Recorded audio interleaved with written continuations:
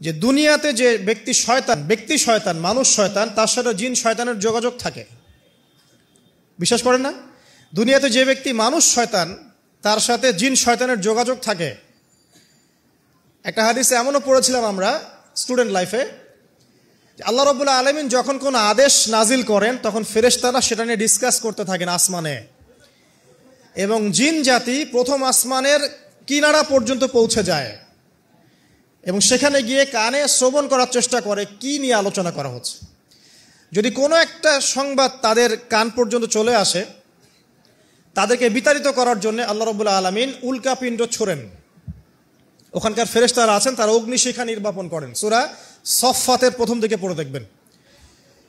এই জিন দুনিয়াতে যে কবিরাজ বা তান্ত্রিক বা জাদুকরের আন্ডারে আছে, সে এসে তাকে জানিয়ে দেয় এই হতে যাচ্ছে। তখন সেই তান্ত্রিক এই সত্যটার সাথে আরও 100টা মিথ্যা জড়িয়ে জনগণকে বিভ্রান্ত করে। তখন তার কথা ফলে যায়, মানুষ মনে করে যে তান্ত্রিক অনেক বড় কিছু হয়ে গেছে। তো এগুলো সবই ফিতনা। যাই হোক, এই জিনের ব্যাখ্যা কিন্তু আমরা করতে পারছি না বিজ্ঞান দিয়ে। নবী করিম সাল্লাল্লাহু আলাইহি ওয়াসাল্লাম বলেছেন, এক শ্রেণীর স্পেশাল ফেরেশতা আছেন যারা দরুদগুলোকে সংরক্ষণ করেন। আমরা যে কথাগুলো বলছি রেকর্ড হয়ে যাচ্ছে না? আজকে থেকে 100 বছর 200 বছর আগে মানুষ এটা কল্পনা করতে পারতো? আমরা এখন যেখানেই মুভ করছি, সিসি ক্যামেরা, ভিডিও, এটা সেটা, স্যাটেলাইট, এগুলো আছে না? আজকে থেকে 300 বছর আগে মানুষ এগুলো বিশ্বাস করতে পারতো? আজকে থেকে 1000 বছর আগের কোনো মানুষকে বলেন যে স্যাটেলাইট দিয়ে পুরো বিশ্ব নিয়ন্ত্রণ করা যায়, সে বলবে যে পাগল। তার মাথায় ঢুকবেই না স্যাটেলাইট কি জিনিস। ঠিক একইভাবে আল্লাহ পাকের জ্ঞান হচ্ছে লক্ষ কোটি কোটি বছর আগের, চির নতুন, চির প্রাচীন, চির আধুনিক। এই জ্ঞানের ঊর্ধ্বে কারো জ্ঞান নয়। এই জন্য এখন এগুলো কথা অনেকেই প্রশ্ন তোলে যে ফেরেশতা আবার কি জিনিস, জিন আবার কি, ইসলাম এগুলোতে কেন বিশ্বাস করে? সুবহানাল্লাহ। মানে তাদের বক্তব্য হচ্ছে ল্যাবরেটরিতে যেটা প্রমাণ করা যাবে না সেটার অস্তিত্ব নাই। প্রত্যেকটা বস্তুকে হয় কঠিন হতে হবে, না হলে তরল, না হলে বায়বীয়, এর বাইরে কিচ্ছু নাই। আসলে কি তাই? তো সব কিছুকেই বিজ্ঞান দিয়ে ব্যাখ্যা করতে হবে জরুরি না। এর ঊর্ধ্বে অনেক কিছু আছে। এর জ্ঞান, এর শেষ সীমা থেকে আল্লাহ পাকের জ্ঞান শুরু হয়। অতএব এটাকেই চূড়ান্ত জ্ঞানের মানদণ্ড মনে করার কোনো কারণ নাই। আমাদের মধ্যে একটা শিরকি আকীদা ঢুকে গেছে এখন। এটা একটা শিরকি আকীদা। সেটা হচ্ছে যে কোনো বিষয় যদি বৈজ্ঞানিকভাবে প্রমাণিত না হয়, কোরআন সুন্নাহয় থাকলেও মনে করি এটার অস্তিত্ব নাই। এটা আমাদের সাইকোলজিক্যাল সমস্যা। এখন এই জেনারেশনের বেশি সমস্যা, কারণ তারা পড়াশোনা করতে করতে মনে করছে সব কিছুকেই বিজ্ঞান দিয়ে প্রমাণ করতে হবে। তুমি তো তোমার আত্মাকেই প্রমাণ করতে পারবে না। একটা মানুষ হাঁটছে রাস্তা দিয়ে, পড়ে গেল, ডেড। এরকম হচ্ছে না? তাহলে কি এমন ছিল তার দেহের মধ্যে, বের হয়ে চলে গেল, সে ডেড? বলবে হৃদযন্ত্রের ক্রিয়া বন্ধ হয়ে মারা গেছে। তো ক্রিয়াটা বন্ধ হলো কিভাবে? কে হুকুম করলো? কার আদেশে বন্ধ হলো? কে নিয়ে গেল রুহটা, আত্মাটা?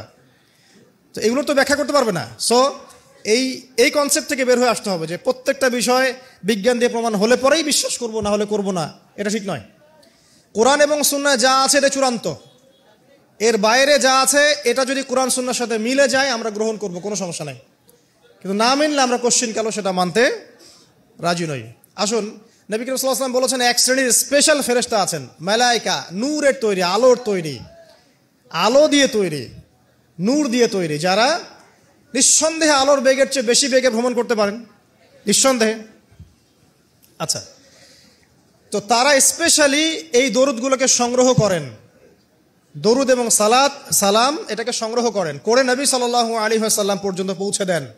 এরপর আল্লাহ রাব্বুল আলামিন, আল্লাহ সুবহানাহু ওয়া তাআলার ইচ্ছায় নবী করিম সাল্লাল্লাহু আলাইহি ওয়াসাল্লাম এর জবাব দিয়ে থাকেন। একটু চিন্তা করেন যে আপনি মনে করেন আল্লাহ রাসূল সাল্লাল্লাহু আলাইহি ওয়াসাল্লামের দরজায় দাঁড়িয়ে আছেন, কথার কথা মনে করেন যে তিনি জীবিত আছেন, কথার কথা। আপনি তার বাড়ি চেনেন, তার বাসায় গেলেন, গিয়ে নক করলেন, গিয়ে নক করে বললেন আসসালামু আলাইকুম। এবার নবী সাল্লাল্লাহু আলাইহি ওয়াসাল্লাম ভিতর থেকে আপনাকে বললেন, কথার কথা ধরে নেন যে ওয়ালাইকুম আসসালাম। এর অর্থ কি? ওয়ালাইকুম আসসালাম অর্থ কি? আপনার উপরেও শান্তি বর্ষিত হোক। আচ্ছা, আবার মনে করেন আপনি বাসার ভিতরে আছেন, আপনার বাসায় নবীজি এসেছেন সাল্লাল্লাহু আলাইহি ওয়াসাল্লাম, কথার কথা।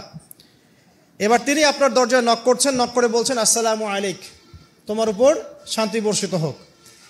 তো নবী সাল্লাল্লাহু আলাইহি ওয়াসাল্লামের এই যে দোয়া, তোমার উপরে শান্তি বর্ষিত হোক, এটা যে যত বেশি পাবে তার জীবনটা তত সুন্দর হবে না?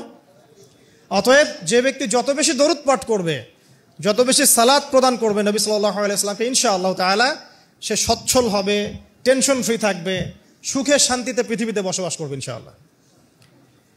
আর সুখ বলতে আমি শুধুমাত্র চাকচিক্য বোঝাচ্ছি না, বাড়ি গাড়ি স্ট্যাটাস বোঝাচ্ছি না। সুখী হওয়ার জন্য টাকা যথেষ্ট না। অনেক সময় দেখবেন কোটিপতি মানুষ সুখী নয়, একজন ভ্যান চালক সুখী। সুখ টাকা দিয়ে কেনা যায়? সুখ বলতে মনের সুখকে বোঝানো হচ্ছে। আল্লাহ পাক আমাদেরকে বোঝার তৌফিক দান করুন।